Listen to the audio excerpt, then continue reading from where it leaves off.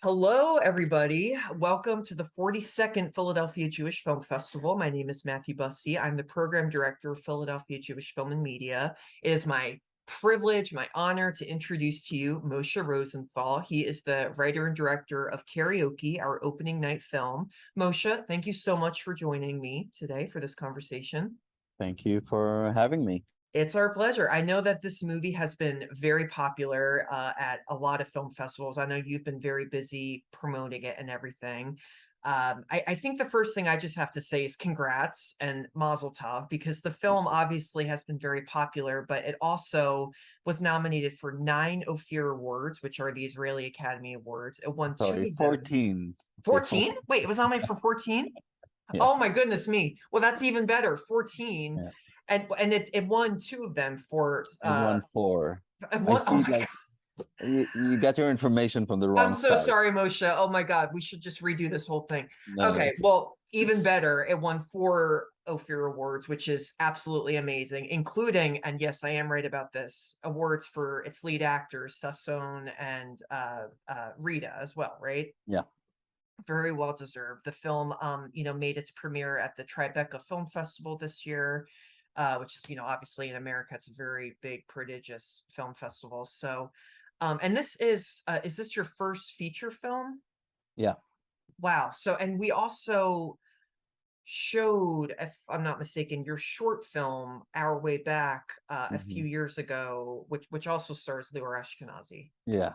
Yeah. Yeah. Actually, I didn't know that, so Oh, really? I'm happy to hear. It's exciting to return to festivals that I've been Yeah. presented in before. Yeah. That was 2020. 2020 was a bit of a kind of crazy time for everybody. So yeah, but I do remember a lot of our audience members, they really that film in itself really moved them. So yeah, so KARAOKE, this is a very unique film. I think it's a romance. It's a romance, it's comedic, it's also very dramatic, it's also very, I think, relatable, in a lot of ways. I feel like, Meyer and Tova, these are kind of like people that you see a lot in your life, like if you're at a party or if you're at a big crowded event, you always see, a couple that maybe looks like they're a little bit out of love, but maybe there is still a love there, but they're just, it's gone for a little bit. So Yeah. I always like to ask, filmmakers, where did this story come from? Where did all of this, this incredible relationship, come up with? Um, yeah, I guess it's a strange mixture, but you know, the truth is that it's mostly based of my own parents. I took inspiration from my parents. It's not like completely them, but I took a lot of inspiration. Um, I think, there was this, I guess, moment that I started seeing my parents in a new light. I think, the more they were approaching retirement, I noticed that there's this kind of like excitement and passion in them for I guess all the things that they didn't manage to fulfill. Because my parents' generation, and I guess it might be a universal thing, but it's very apparent in Israel. Their goals in life, their values was to create like a comfortable life for themselves. They didn't ask themselves questions of self-fulfillment or you know uh, rebelling, and I don't know. They wanted to conform, and there's Yeah. this huge gap between my generation and theirs in those different values, because my generation was all about like self-fulfillment. And I think that at that moment in their life, they suddenly, at least to me, they seem like they are looking to kind of like redefine themselves and maybe rediscover themselves and their identity. And it made me, and there was a moment of like a light bulb, um, of maybe I can tell, I guess, my own coming of age story, like memories I had of me kind of like coming of age in high school, only to, put this story on characters that are similar to my parents and in their age group and of their generation. And by that, kind of like ask questions of can you redefine yourself in that age? Can you redefine yourself in, in a relationship that is a 50-year-old uh, uh, relationship that has, that you have a certain role in it, and Yeah. yeah, and what are the consequences and and the opportunities that come from that journey. Um, so yeah, something like that. Yeah, yeah. Well, you use the word conformity. I think that's a really big word. I feel like Meyer and Tova, they're a representation of that. It's kind of like they were in love, but now all of these years have gone by and there is this big generational gap. And I feel like you really do see that, in those scenes, especially with their kids, where their kids are just laughing and laughing, and the couple is just kind of so distant from them, and I think one of the hopeful things about the movie too is that I feel like the whole sort of motto of the movie is that it's never too late. Excuse me, it's never too late, no matter how old you are, no matter how long you've been married, you can still do the things that you like, of course. And I won't give anything away, but in karaoke, these truths kind of come out and things do get a little bit dark. So I do want to ask, I mean, you filmed this during COVID, obviously. What was that like? Because, you always, I always see all these pictures and these articles about filming during COVID. Was it super difficult? Was it a little easier to do it this way? I mean, it always, like, it doesn't matter what film you are making, it always feels like the end of the world. Yeah. So this time it was like, it really was the end of the world. So in on the one hand, it felt like the worst experience I've ever had, but at the same time, I can tell you that I didn't feel similar feelings in other projects. Um, I do think that, the fact that most of my cast was over 50, which at the time was a very dangerous age group to be in. It brought a lot of stress to the production. And we stopped the production twice because people got got COVID on set. Um, but I mean, I guess it's just like the stress and the panic attacks that you go through. I mean, it's the worst. Um, but I feel like, I'm an optimistic person, so I always try to look at those experiences and to try to, to find out in my own narrative of that time, uh, why, why did it happen this way, and what did we earn from it? And I think that, you know, when you are making a film in a world that, there are no cinemas, it's like it's such a hope, like such a I mean, the opposite from hopeful, like the hopeless experience.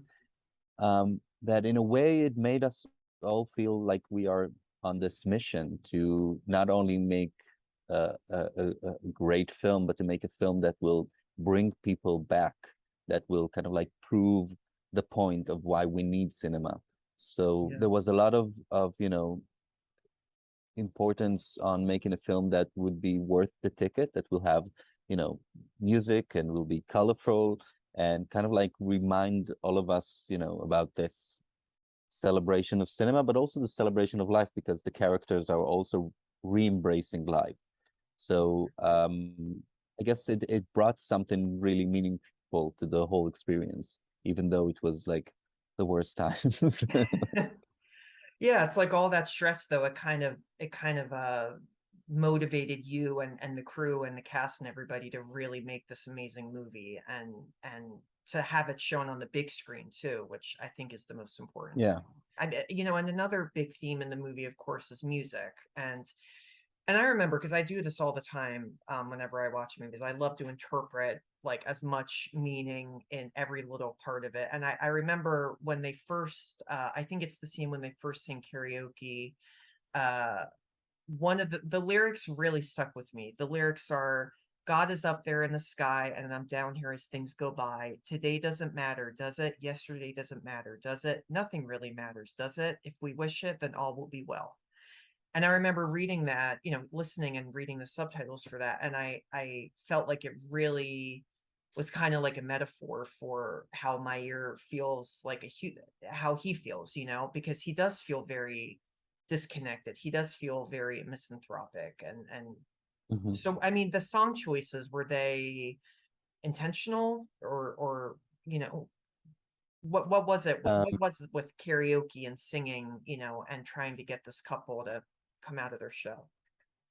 yeah, I mean, first of all, I thought that, you know, as a fan of karaoke, I thought that there's something very interesting about how we usually kind of like see karaoke as something very, I don't know, like lame, pathetic, degrading, not like high culture, you know? Hmm. And I thought it would be very interesting to take something that, that kind of like exemplifies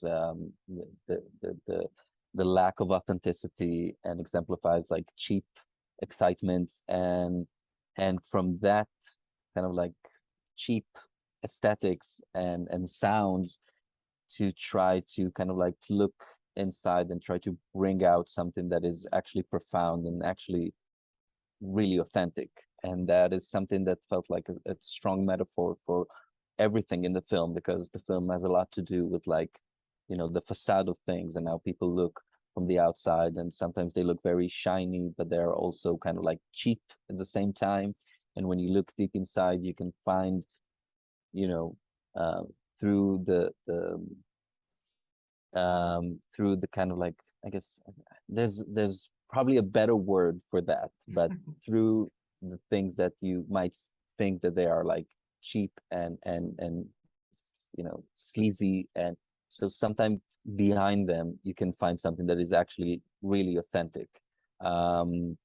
So that was kind of like the balance of the whole aesthetics of the film and the whole ideas and themes that I was playing with. So the idea of karaoke, as a motive and as a metaphor was very strong from the beginning. And because I love music, it was very easy for me to kind of like use this as a important tool. And the song choices, it's this strange combination of intuition, that you suddenly feel like, oh, that's like that works for the scene because you can imagine the scene and suddenly you have images in your head because you hear the song. But then when you read the lyrics, you realize that it has a lot to say, Mm. about what's going on in the film. And so sometimes I feel like there's a reason why intuition works, because it doesn't only works about like the musicality, it also works about the meaning. And sometimes it's hard for you to explain it to yourself, but when you actually investigate the reason why you chose what you chose, you realize that it has a lot to say. So yeah, so the song, um, and I guess all of the songs that they sing are not only um, you know speak about the specific things that the characters are going through, and especially in the song Meir sings, they are songs from the 70s. They are songs from their youth. So there's another layer of kind of like nostalgia Yeah. and just like longing for some other more simple time. Um, but yeah, I mean, we can analyze. I mean, especially the song that Itzik sings, Lady de Banville, which is about uh, you know um, I guess like I'm not gonna get into it, but it's Yeah, like I wrote it's that down kind too. of Yeah, yeah, subversive. So yeah. that also kind of like worked for Itzik. Um, yeah, something that is on the one hand very kind of like charismatic and romantic and sexy, but on the other hand, very dark. And yeah. That's fascinating. Yeah, I mean, intuition is that, I think, for any filmmaker, is just amazing. You know, you put together this story, and then you have to put together the aesthetics of it all. And when it comes down to song choices and everything, you really, I mean, that's just amazing that, you know, you didn't really, you kind of just like knew in your gut that those were the right songs, and then you end up analyzing them more, and it's like, yeah, there's actually a lot of meaning in those songs, and it Yeah. really does relate to the story. And also I agree with what you said about karaoke. I mean, karaoke in general is kind of like, it's deemed like a silly thing, you know. I feel like you think karaoke and you think, oh, you go to a bar and you're drunk with your friends and you go Hmm. up and sing karaoke, but you know, you do that. But I think there's one common similarity with whatever state you're in when you do karaoke, and that is that you're putting yourself in a vulnerable situation, you know. And you may not know it, but you know, as we see in the film, when they do sing these songs, you really do see that this truth kind of start to come out. And you know, you especially see it with Yeah. Mayer, who's, you know, Sasson, I just have to say, gives such a tremendous performance. And you know, I Yeah. recognize this actor, and I had to go on imdb.com because I was like, where is this actor from? Where is he from? And he's on Stiesel, which is, you know, like one of my favorite shows. Hmm. And it was, funnily enough, on, if you go on IMDb, his first, the first image that comes up is Rambo 3, that he started with Yeah. Sylvester Stallone. And I was like, what? He was in that? So I mean, his performance, his character arc is really good, you know. And there is a lot of darkness in there, you know. There is that, the scene that really startled me is when, you know, he is giving that audition, you know, and he's very calm, and then he just screams into the phone and gets really angry. And I remember being like, whoa, what's like, what's going on back there, you Yeah. know, what's What's happening. underneath? Yeah. Yeah, you know. And there's just there's little things too, you know. I mentioned the other, or I wrote down about like the other scene. There's just that quick moment where you know, Tova, he's in bed and Tova gets in bed, and I think she asks him if he's awake, and the camera kind of pans down, and then he just opens his eyes, kind of like, I'm awake, but I'm kind of like not, you know, I'm gonna be me now, you know. So it's amazing. Were you familiar with Sasson and his work before he was cast? Yeah. I mean, Sasan is kind of like basically a legend uh, here. And the truth is that the script was written for somebody a bit younger. Sasan is 75 years Oh old, wow. which is very surprising because he doesn't look his age. But He doesn't, yeah. yeah, but I mean, for me, I was like, okay, I wrote the part for somebody in his late 50s, early 60s. So, and I kept telling to my casting agent, we need someone that is like Sasson Gaba, only younger. And we were like, who's that gonna be? And we kept looking for him, and we couldn't find it because there's no one like him.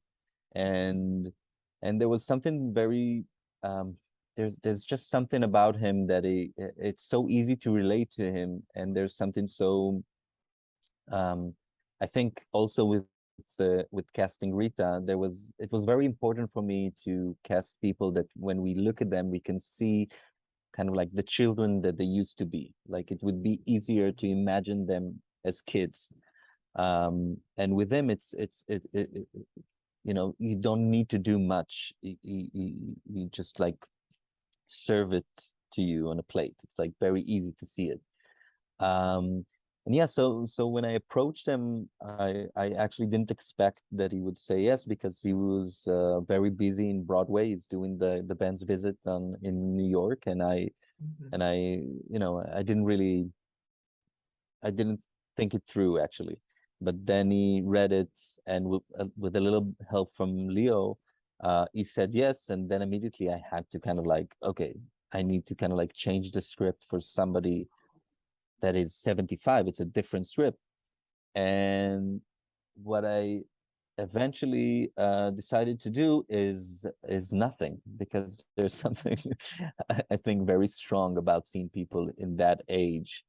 Um, and you know, they're not talking about retirement. They're not talking about that their back is aching or whatever.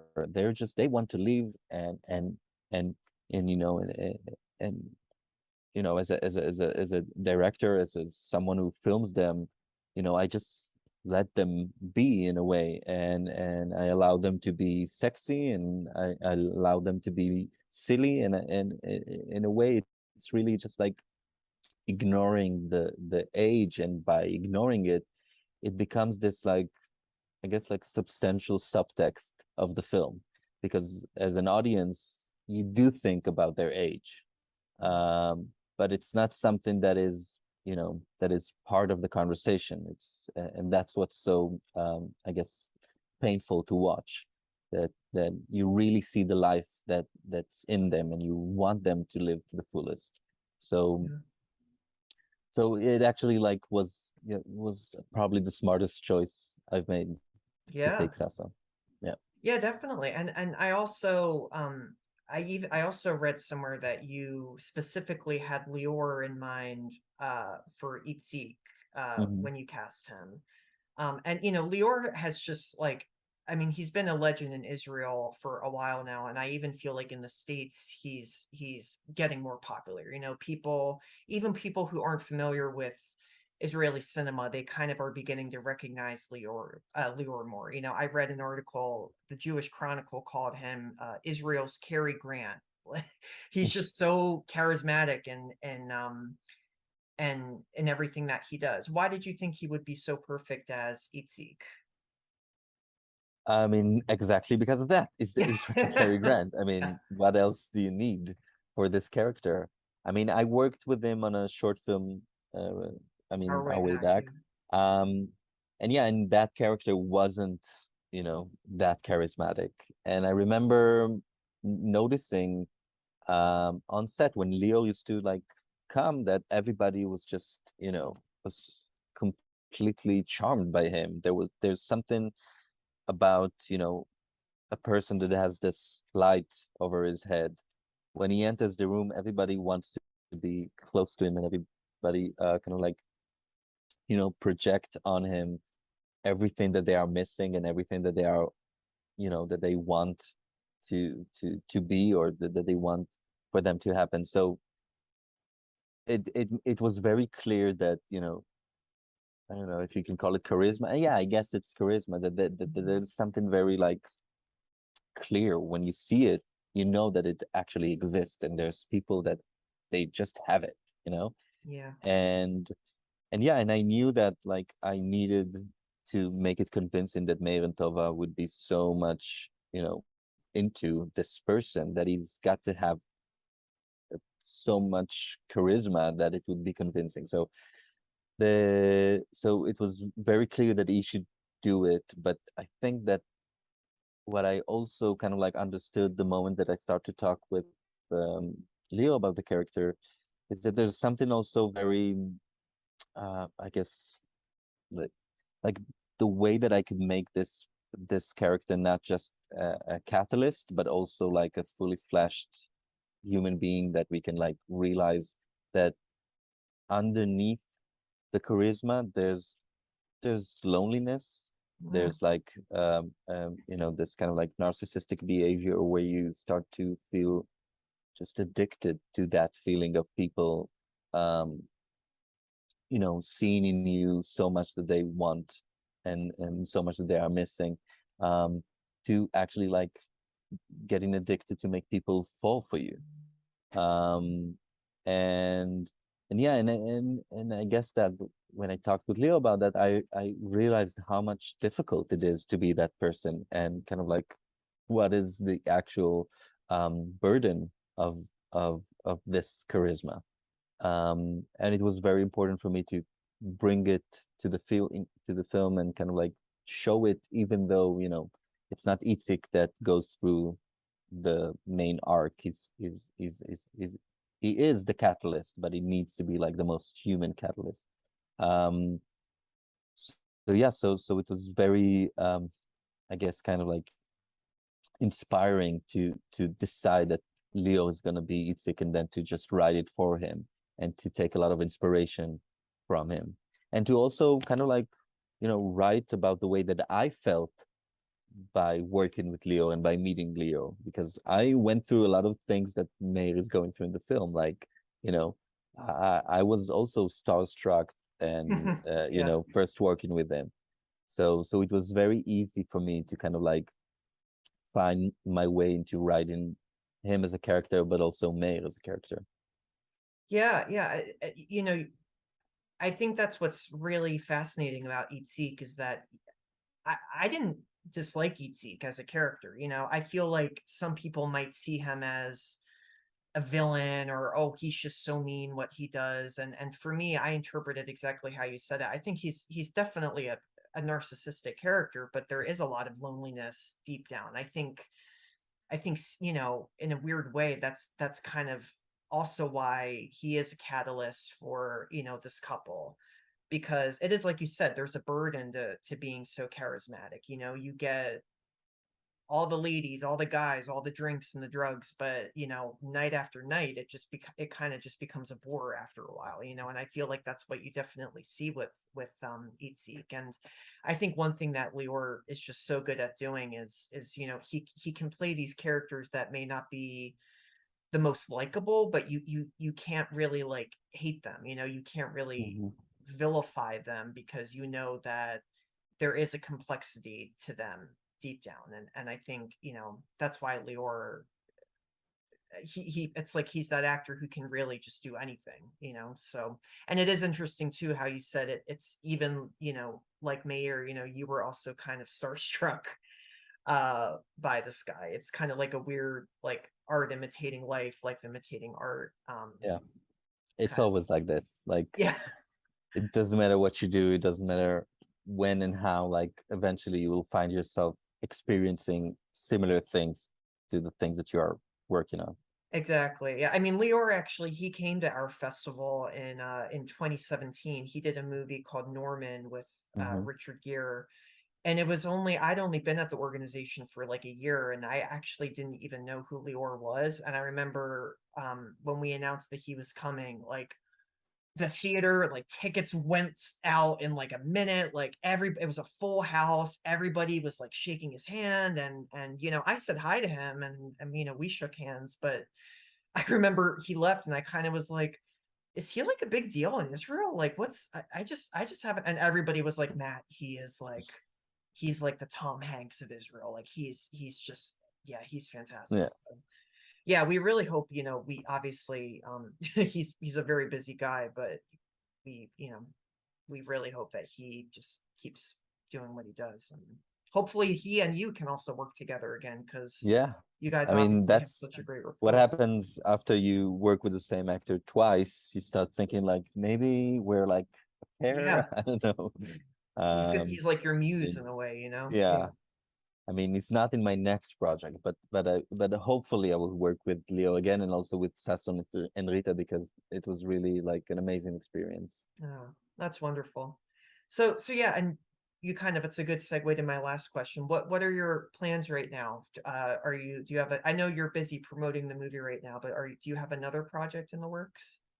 Yeah, my next film is actually project that I wrote like I think like 8 years ago. Oh, It's one really? of those projects that, went on side by side with karaoke, and it was like whatever comes first. Um, but it's good that it will be my second feature because it's much more ambitious. It's I guess it's also on the one hand, it's very different from karaoke. It's I guess like if karaoke was kind of like a pop opera, um, this next film it's called Independence, and it's more of like a rock opera, and it takes place in 1987, and it tells a story of a family from 1987 to 1996. What else can I say? And there's a lot of music in it, and Yes.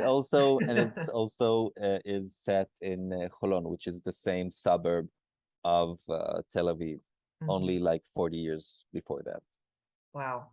We so look forward to that. Moshe, thank you so much for taking the time to talk with me about this amazing film. I'm going to start it again. So, Karaoke was nominated for 14 Ophir Awards and it won 4 awards, correct? Yes. Okay. Yes. I'll edit that at the beginning. Okay. Moshe, this Thank you for having me. it's our pleasure. Thank you so much. Thank you for making such a special film. Best of luck with your next film and yeah, thank you so much. Thank you. And hope that everybody would enjoy karaoke and will tell all their friends because hopefully it will come out like will be theatrically released in Awesome. Let's hope so. Let's hope yeah. so. I know. Let's definitely hope so. Awesome. Well, thank you so much, Misha. Have a good rest of the day.